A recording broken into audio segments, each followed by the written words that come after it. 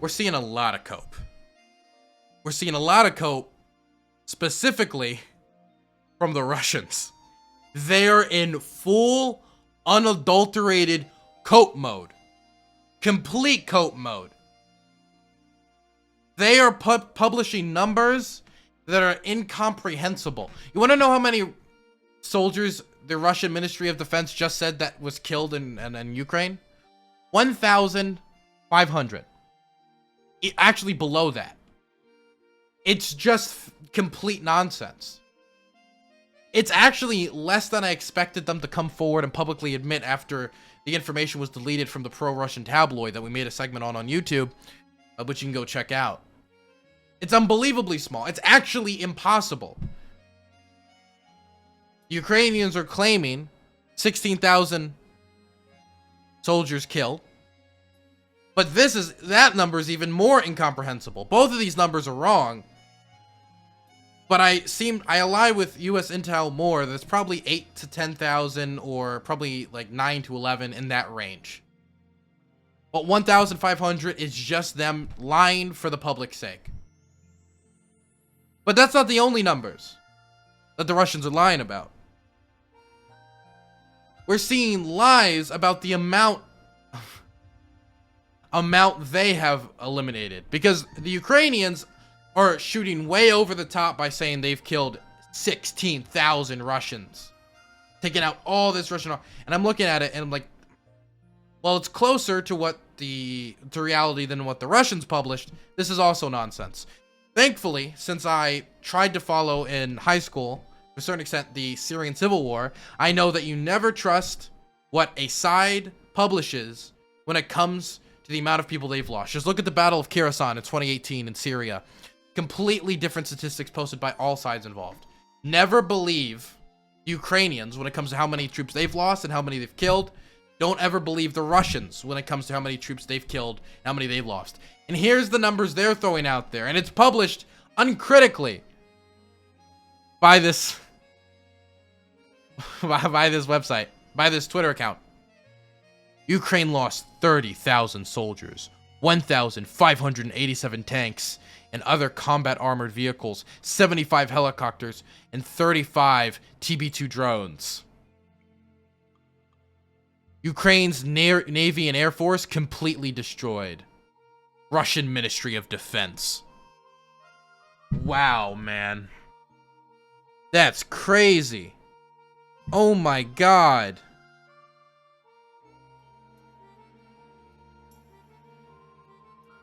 That's insane. You want to know why it's particularly crazy? If you're reading the tweet I put in response, you'll know why. Ukraine doesn't even have those many drones and/or tanks. They've literally published numbers that are physically impossible. This would be like me invading like Botswana and saying I've killed all 20 million of their soldiers. What do you mean? They don't got 20 million soldiers. They're saying they've killed and taken out more tanks and drones than are even in the entirety of the Ukrainian military.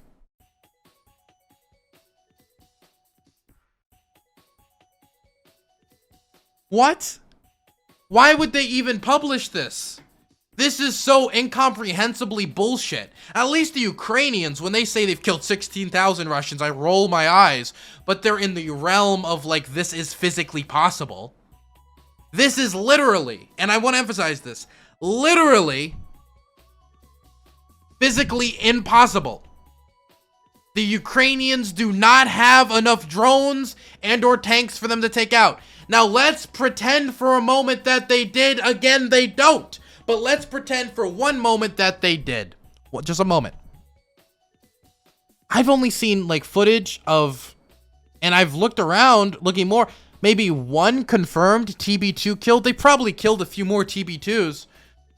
But we haven't seen much footage of them taking out TB2s.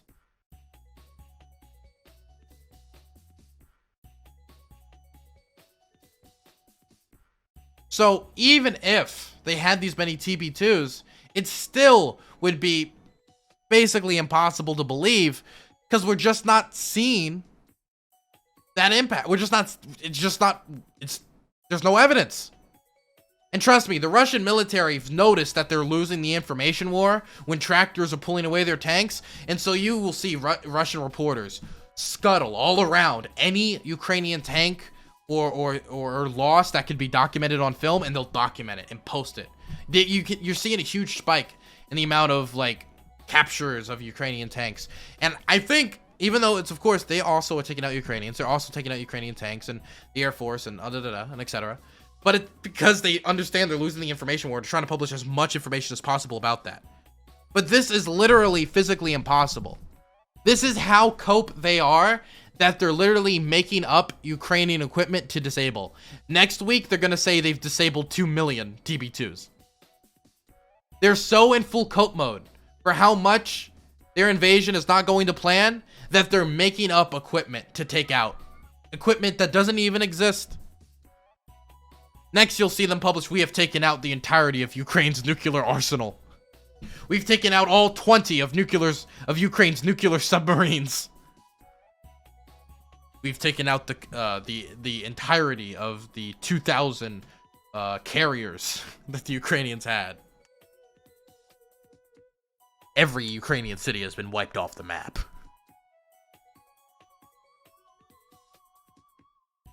My goodness. Somebody just said, let me read this quick. Let me open this thread.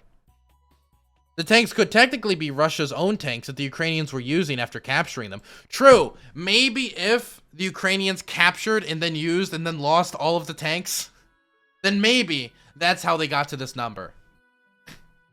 But as far as I know, the Russians aren't using TB2s. So even this would still be impossible. Anyway. Not only that, but this guy is one of the few Twitter accounts I'll actually recommend you go follow. This guy has been using open source intelligence to try to document as much equipment losses as possible. He's been very, very accurate, very, very stringent about what he puts on the list. He's so stringent, in fact, that he's actually very behind on the amount of Russian equipment losses that have been suffered because he wants to double confirm, triple confirm, etc. But he's saying, I'm still trying to get my head around how Russia managed to destroy 35 of Ukraine's 18 Bayraktar 2B2 drones. Speaking of the TB2 drones, I wonder, do I still have it? It's somewhere here. Here it is. I wanted to bring this up while we had the chance. You remember the Bayraktar song we've played on stream a few times? For some of you who are watching at home on YouTube, once this is possibly posted on YouTube, you have no clue what I'm talking about. Geek, if you could just put the song right here, I'd appreciate it. But Ukrainian civilians here are playing the Bayraktar song to the Russians occupying the force. The occupying forces in Ukraine. Let me play this. This stuff's hilarious. To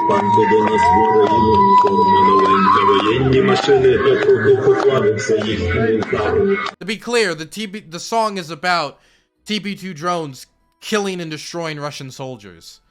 And they're playing it to the Russian soldiers.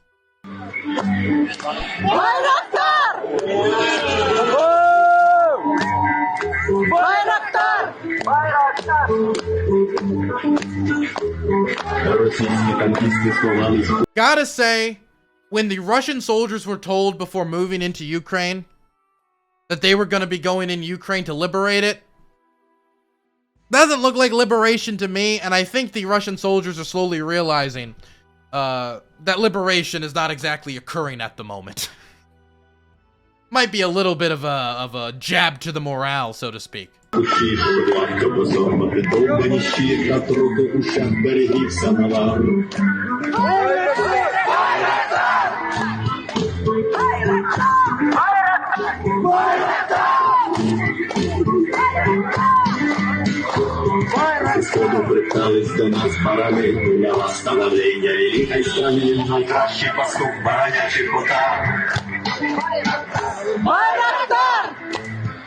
I honestly don't know how the Russians could ever conquer the Ukrainian people, but I also do want to say that I mean, maybe if you're looking at it like, hey, Russian soldier, you're going to be greeted by dancing in the street, you're going to be liberating them. Well, they were technically greeted by dancing in the street here, just not exactly how I assume they envisioned it, to be specific.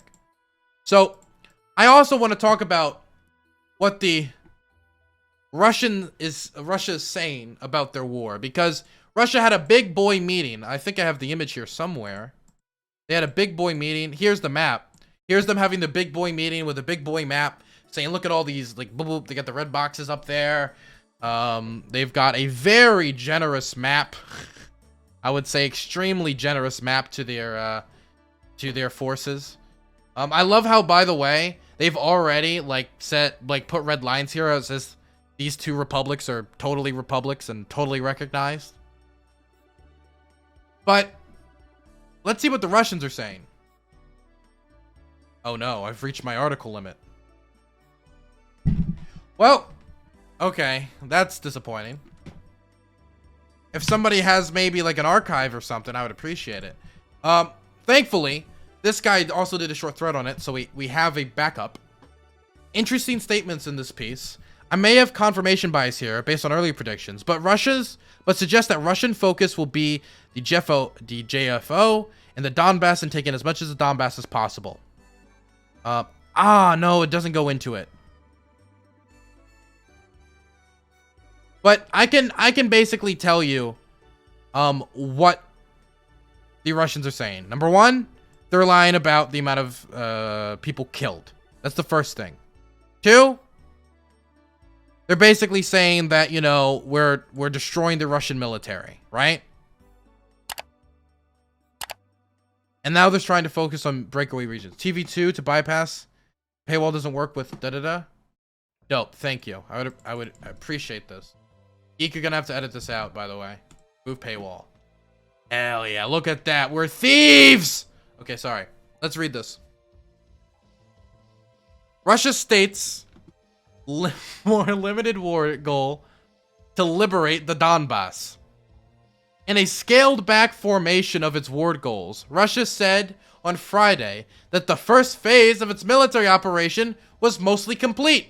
Again, this should have been what they said on day 3 of the operation, because their goal, reminding you, was to remove Zelensky from power.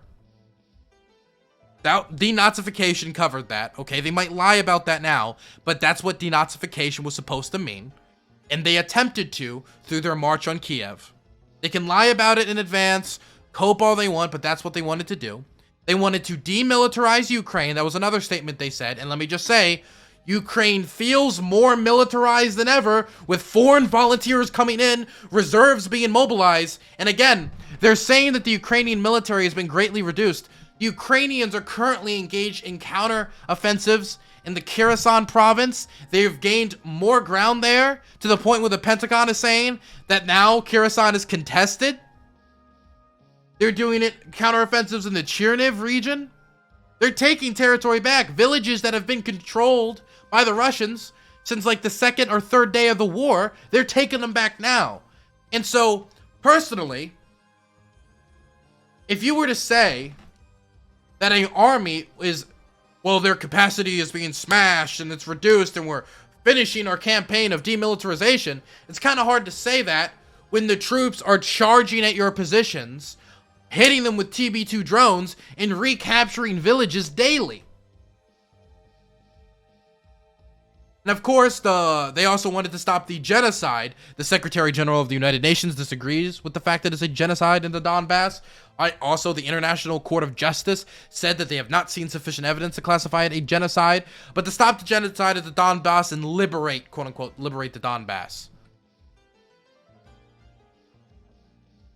So, I just wanted to remind you guys that that was their goals. Oh, and to enforce Ukrainian neutrality. Basically stop them from joining voluntary military and economic arrangements with the rest of Europe. Let's read this. In a scaled-back formation of its war goals, Russia said on Friday that the first phase of its military operation was mostly complete. It isn't, but okay. Maybe their new military operation, but not the original one. And it will focus on completely liberating Ukraine's breakaway eastern Donbass region.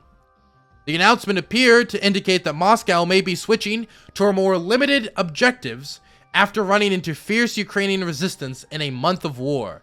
The defense ministry said that backed separatists now controlled 93 of Ukraine's Luhansk region. That's an overestimate, but they do control a large amount. And 54% of Donetsk that jointly make up the Donbass. The main objectives of the first stage of the operation have generally been accomplished. The combat potential of the armed forces of Ukraine has been considerably reduced, which makes it possible to focus our core efforts on achieving the main goal, the liberation of Donbass. A senior diplomatic source in Moscow described it as a face-saving move and possible prelude to a climb down by Russia.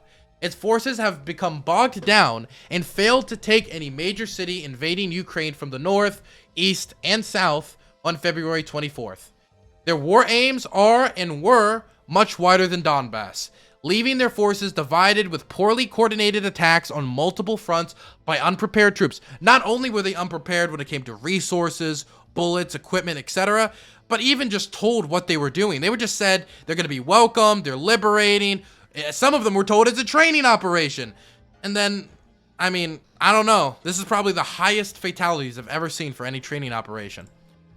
I'd anticipate the possibility of refocusing our effort back on Donbass, but while Putin's rhetoric remains maximalist, I can't pronounce that, sorry. We need to see more evidence on the ground. Demilitarize and denazify. President Vladimir Putin said Russian forces are on a special operation to demilitarize and denazify Ukraine. The West and Kiev call for a false pretext to invade a democracy, saying its true goals was to topple the government. Of course, everyone knows this. If you say anything else, you're capping. Russia has also said it will insist that Ukraine accept the loss of Crimea, which Russia sieged in 2014, and recognize an independent Donbass, where Russian-backed separatists have been fighting for the Ukrainian army for the past 8 years. Ukraine says it's willing to negotiate an end to the war, but will not surrender or bow to ultimatums. Said Russia's military had considered confining its operation just to the Donbass, but opted for extending across Ukraine to damage its military infrastructure and tie down forces so that, oh my god, dude. This is fan fiction. If the plan was just to tie down forces, then why did you have forces enter Kharkiv? Why did you have forces attempt to enter the city of Kiev?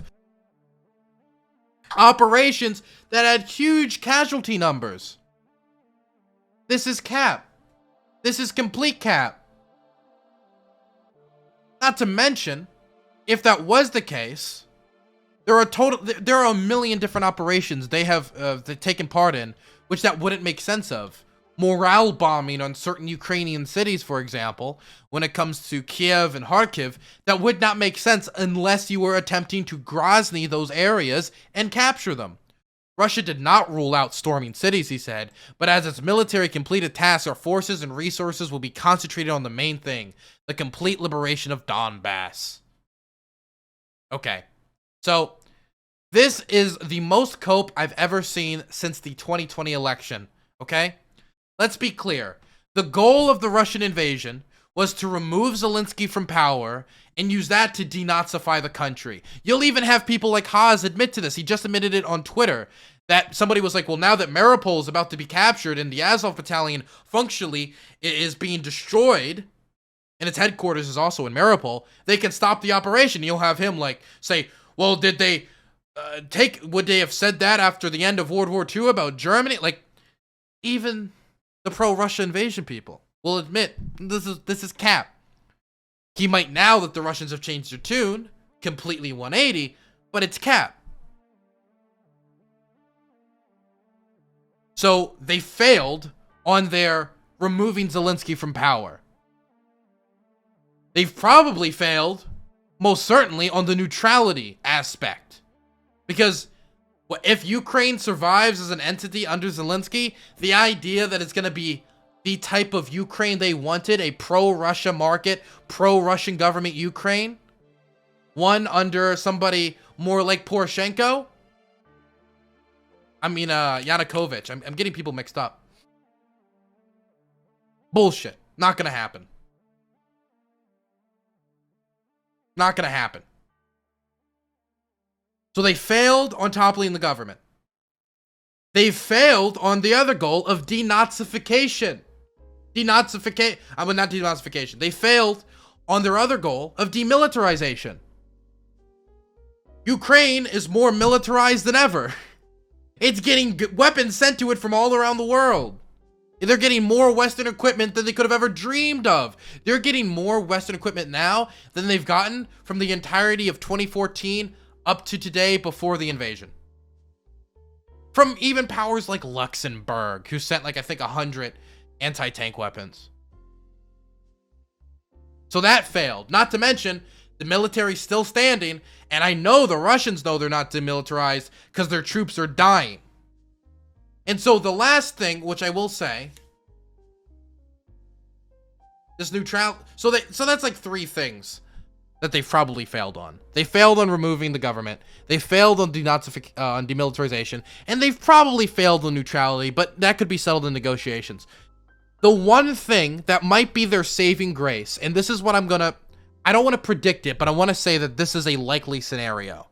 A likely scenario is that the Russians basically throw everything they have at the Donbass, try to capture all of the Luhansk and Donetsk regions by throwing everything they have at it after failing on this broader war, declaring it liberated, and then just trying to settle the war there.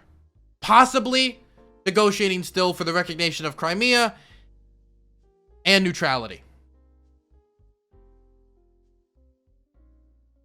That is what I think is the more drawn down version of the war that they might actually be shifting towards, so they can save face to the Russian public and not say, we failed on our broader goals, but at least we got this, or maybe we'll get this. They need to save face, and this is the Russians possibly starting to save face. And let me also say, do we know they're going to succeed in this? I mean, the Ukrainians are counteroffensive in Kherson, but if the Ukrainians don't accept territorial concessions, which seems to be the thing that Zelensky is the hardest staying on, we will not do to territorial concessions. I think the one he might have to do in any negotiation is Crimea, but that's something he's really standing close on. Do you think there's a chance that it won't be the end of the war, that even if they do capture the rest of Donbass and Luhansk, the Ukrainians will say, no, that's ours. No. And just keep fighting. That's a possibility. Now, I don't want to do much of the prediction stuff. It's not a prediction. I'm just saying a possible scenario. There's multiple possible scenarios. But this does look like the Russians beginning to save face for a largely failed invasion up to this point. The one thing they actually do out of all of their goals, probably have the best strategic ability to capture and achieve, is capturing the rest of Donbass, which the Ukrainians fight hard for every day. We'll have to see if they can do it, and whether if they can hold it, if the Ukrainians will accept it. Like, these are all questions still up in the air. So let me just say, the Russians are in full cope mode. They're lying about how many soldiers they've killed. They're making up Ukrainian equipment to say they've disabled it. They're trying to pretend that denazification and demilitarization didn't really mean removing the Ukrainian government from power. Didn't really mean destroying the Ukrainian military and removing it. They're dying it down. Because I think there's a possibility the Ministry of Defense of Russia is realizing, oh fuck, oh god, what are we gonna tell the Russian people when these 10,000 coffins come home and 15,000 injured? What are we gonna tell the Russian people? And now they have something to tell them. We liberated the Donbass from genocide. That'll be the message. There you go. We'll see what happens, though. Not one to make predictions. Okay, that's enough on that. We're not going to have enough time to cover Yemen. We'll have to do that tomorrow. God, man. These dudes are so fucked. Oh my god. Does anybody have the story of the Russian soldiers running over their own commander with a tank? I lost it. So, also, I wanted to, even though we can't watch all of Putin's speech, I did want to highlight one part of it. So when the Russian soldiers on the front lines in Ukraine, seeing all their buddies die, they can know what they're really fighting for. Cancelled John Rowling recently, the children's author. Her books are published all over the world, even just because she didn't satisfy the demands of gender rights. They're not trying to cancel our country. I'm talking about the progressive discrimination of everything to do with Russia, this trend that's unfolding in a number of Western states, with the full neglect, sometimes encouragement of Western cultures. They're now engaging in the cancel culture. They're even removing Tchaikovsky, Shostakovich, Rachmaninoff from posters. They canceled. To be clear, Putin, in his speech, trying to, like, gather the Russian people to not get super pissed at him for having such a failure, in his speech, he decided that it would make sense to reference the canceling of J.K. Rowling so he could show that Russia's being canceled. I do want to say to Putin one thing. I thought calling your political opponents Nazis was the lefty tactic, Putin. Are you turning into a soy boy? Are you turning into a cuck? Are you a libtard, Mr. Putin? Very interesting.